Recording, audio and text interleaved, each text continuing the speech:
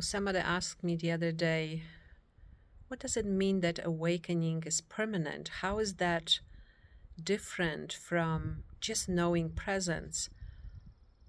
Which so many of you, and especially you, my students who have been sitting with me for a long time, we all know the very direct experience of presence.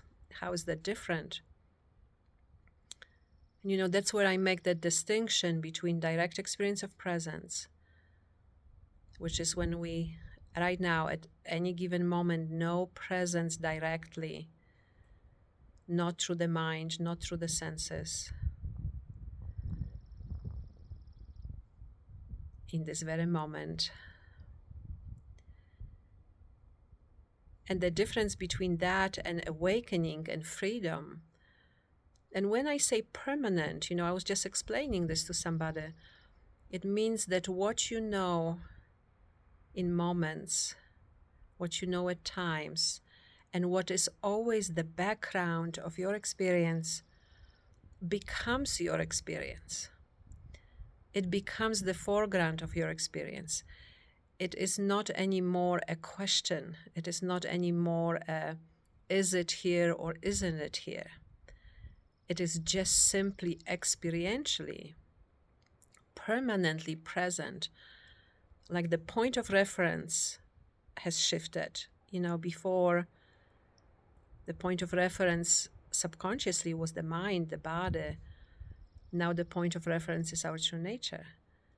That is a big, big, big change. I mean, it doesn't show, it's not huge on the outside in the beginning, but internally huge, humongous change, right? And it can't be described in words. It's experiential. This is the best I can do to tell you that, but it can't be described. It really, I said to this person, if it happens, you would know it, I would know it. Eventually, everybody would know it, But it is that shift. And when I say permanent, because there is no more search, there is no more question, there is no more looking. We simply know directly, experientially.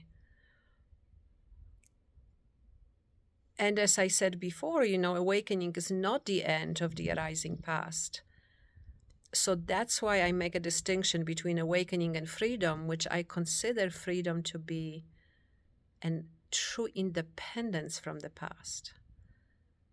Despite the past arising, there is no connection with it anymore. There is no need to follow it anymore. There is no, engagement with it. So anyway,